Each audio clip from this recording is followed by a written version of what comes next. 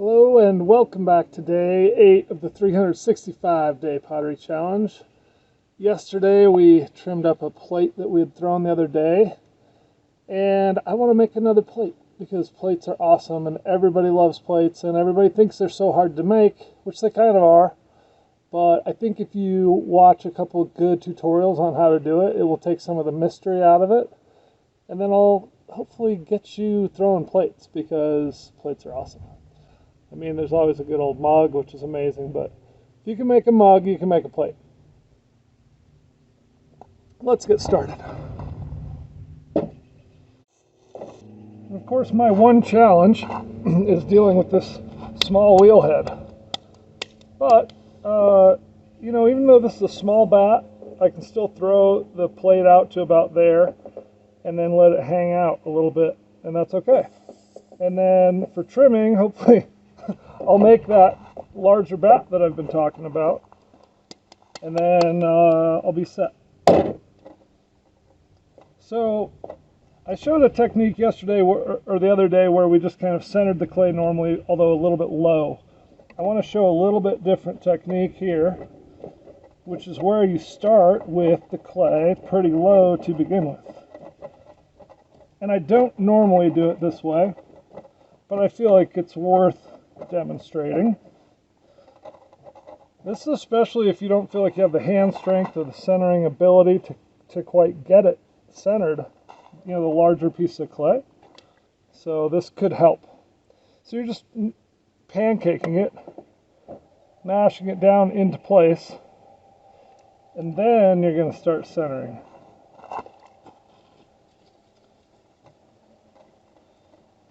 So it just takes some of the work out of it and some of the movement.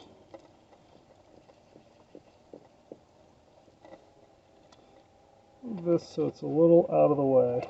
There we go.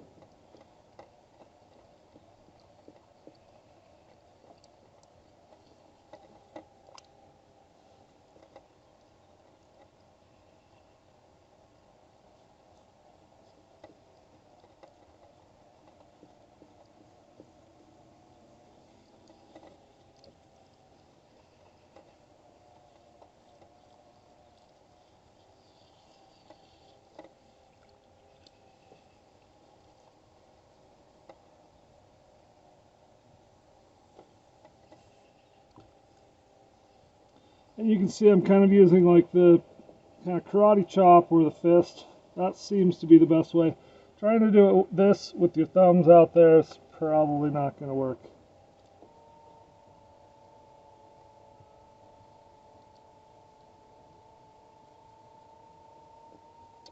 And I'm really just, cupping my palm into this side here, bracing them together, bracing your elbows. Even though I'm throwing standing up, if you can see, I'm bracing my elbows into my body like this.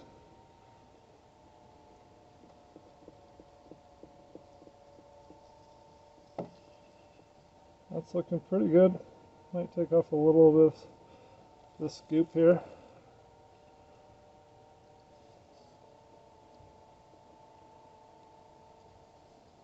Yeah, I like it. So now, it takes a little bit less to open up too. You don't have to, so you remember we did this thing where we opened it up and we took the donut and then we kind of smeared the donut out. Well, now you don't really have to do much of that smearing process. You basically just open this part up. But this is a little trickier, which is part of the reason I do the smearing process, because this tends to want to just fold over and cause you problems because you don't have that whole donut that you're pulling. So you kind of have to try and incorporate the sponge and do a little pressure on the top as you pull out so that it doesn't do that whole, well, I'll demonstrate how you're not supposed to do it. If you kind of hook it like this and you just pull it straight out, see how I'm starting to get this sharp lip? That's never good when you're centering or opening up your form.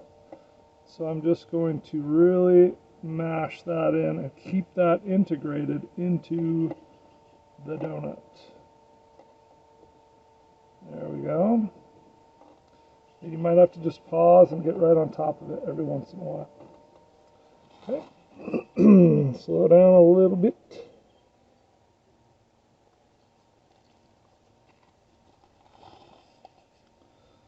So just before this, I tried my, well, I guess my second attempt at doing a silent, no talking ASMR pottery video, and I made another plate. I really like the idea of that. If you don't know what ASMR is, Google it. It's like it basically is just all the like really the sounds, the details of the sounds, and I feel like pottery is a perfect thing for that because it has such great sounds associated with it. The spinning of the wheel, the kind of dripping of the water, the wooden and metal tools scraping on surfaces. It's really a there are a lot of beautiful, relaxing sounds to go with pottery. So it just seemed like the thing to do.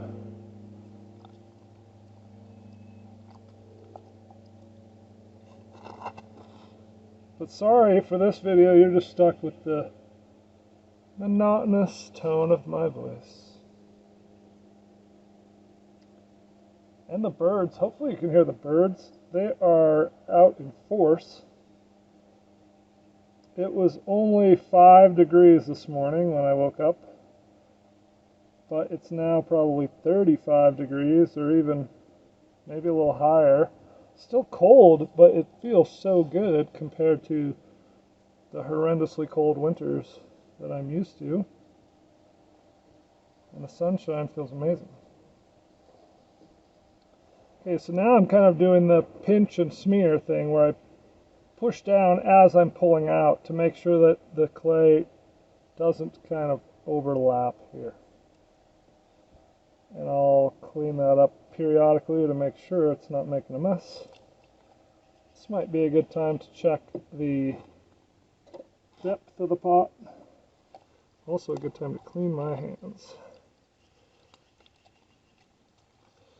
I like to keep one of these cheap yellow sponges on hand for cleanup work and just rough work because, well, they're cheap and easier to replace when you wear them out. Anyway, okay, we're going to go, that's a crooked needle, isn't it? That happens. Now it's more crooked. Okay, poke, slide your finger till it touches the clay, pull it out. That's pretty good. I can live with that. Hopefully you can see that. Okay. Alright, so we've pulled it out. We've left some clay here. That's about what I'm going to leave there. I'm going to do a little bit more thinning. I'm going to pull some of this out to here, and then that'll give me more to work with there. And then we'll compress the bottom, which, of course, is one of the most important parts. When I trimmed the other one, a lot of clay came off of it, so I'm going to try and go a little thinner just for fun, but it's not always the best choice.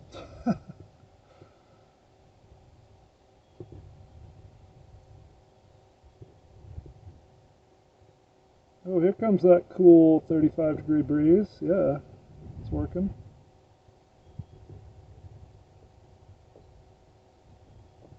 There we go. That created a nice taper. This one's going to be a little more tapered up. Not so flat on the bottom. Okay. I'm just going to dampen this a tiny bit. I don't know if you can see these cracks on this. You can't leave these in the water. Like, oop, nope, don't do it. They'll crack. I don't know when I left it in the water. Well, to bring them outside, I carry them in the bucket because I have to make so many trips. And it's not faring well because of that treatment. But it's for a good cause. The world has more ribs. But if you don't want to go through ribs, don't leave them soaking in water. And, you know, I would say 3, maybe 4 passes with of compression is probably a good number if you're one of those people that likes to have a number to put on things. You don't want to do so, you know, sometimes you won't like overwork it, but sometimes you'll make it too thin if you keep pressing in the center, which is probably one of the biggest risks, or you may just sort of get sloppy and start making it worse. So, but definitely give it a good compression because it needs that. And then I'll take one more look at it. Hopefully you can see the curve in the light here. That's pretty nice. I like it. I like that. So now we're going to put the rim on it. If you want it, then you should have put a rim on it. There you go. Thank you. Is that Beyonce? Yes, probably. Thank you, Queen Bee.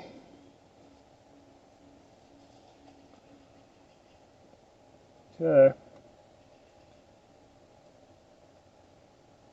Probably going to get a copyright infringement for that. Sorry, YouTube powers that be. Just in the moment. Okay, in this case, I'm really undercutting. You don't need to, and if you have a bigger wheel, don't bother to undercut. Just have a little extra clay here. But I've got to sort of make use of the clay and space that I've got. So a little undercutting for me is going to be the right choice. And gosh, let's see, what do we want to do? This is almost turning into a bowl if I'm not careful.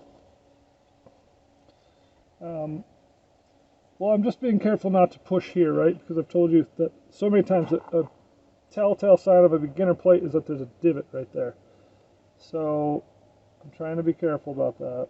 But I'm gonna start to stretch that and pull this out.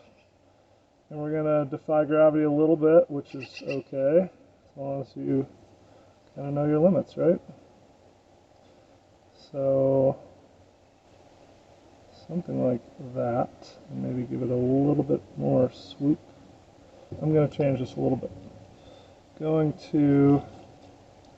Well, first of all, we're not going to try and add a ton of water because we don't want it just getting soaking.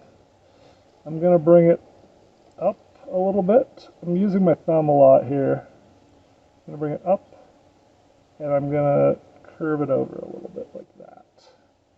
That's what I want. My favorite plate is basically this shape. Just a nice subtle curve and then another like sharper but subtle curve up and over. Alright, let's see. Let's just check this whole transition here and make sure everything's doing good. It needs to be a little bit flatter in the bottom. But again, you always have to be careful right there because everybody wants to overthin it. Alright, there we go. That brought it out a bit and we got a nice curve. So this is a subtler, you know, I was talking about your fork, you need to have that lip. And that's subtler, but it's okay. It's good enough. Okay. And then, you know, if you want to do your little funkiness, you can.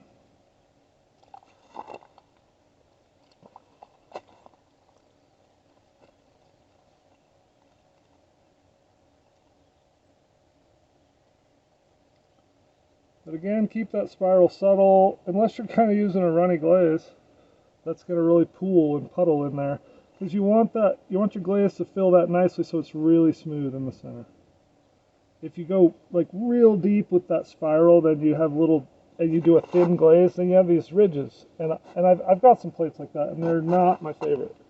But if you can do that, and so that the glaze pools visually, but is still smooth and even, that's where you want to be. Okay, again on this one, I'm not going to undercut it. I've already used a fair amount of that clay. You could take this guy and, you know, cut some extra out of there. But it's, you know, with this small wheel, that's not necessary, and I'm asking for trouble if I do that because I'm going to ding that rim. All right. Oh, you know what? Let's cut it. That's the thing I didn't do the other day. We're going to spin it like as slow as possible. And this wheel is nice, it has good speed control. So I can go pretty much at a crawl. I'm going to go a little faster than a crawl, so I don't pull it to a stop on accident. And normally I would use my thumbs if you have a lot of space. Like if you have a big open trough wheel, then thumbs are great, steady. But in this case I'm going to use my fingers because I can kind of adjust them. So I'm going to go, make sure you're getting down in there. There we go. Actually, I like a little more speed. There we go, not afraid. I'll do it sideways so you can see better. So make sure you're down before you start to pull, and then just keep it tight. The biggest thing is I'm pulling my arms apart from each other. Takes some muscles, it's good for you, it's like Pilates. There we go. I almost cut in the side. Adventures in pottery. Okay, let me just lift that up so you can get a good look at it.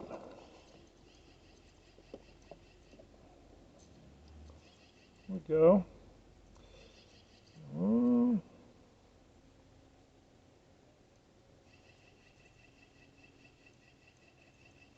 Those magpies are getting crazy. There you go. So that's another awesome little plate and a little bit different rim.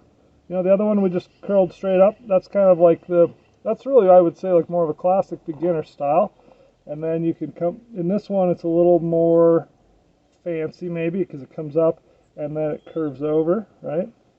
And then the other one would be one that comes up and then just really flares out, so you have that big flat dished rim around there. I was into those a lot, and I still make those, but this one might be my favorite right now these days. So hey, thanks for coming again. Day 8, we're kicking along. I'm going on vacation in a couple of weeks, and we're going to be on a road trip with all of our kids, so I'm going to try and figure out how in the world to do pottery on the road. Tempted to bring this, but we're going to have a dog and like 17 million kids, and I don't even know if it'll fit. But I'll let you know. We'll figure it out. Or maybe I'll just do some surface design. I'll bring some leather hard pots and do surface design or something. I don't know. We'll figure it out. But again, I'm really stoked you're here, and thanks for watching, all 3 of you. And I really love doing this, and I'm enjoying the hell out of it. And I will see you tomorrow for another awesome pottery project. Peace.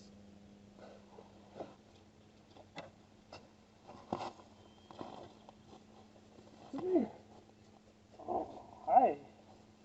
Hi, pottery dog.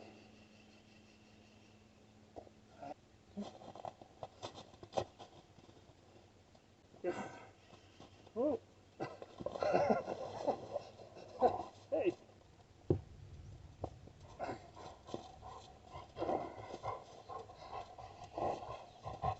Here you go. You didn't catch it.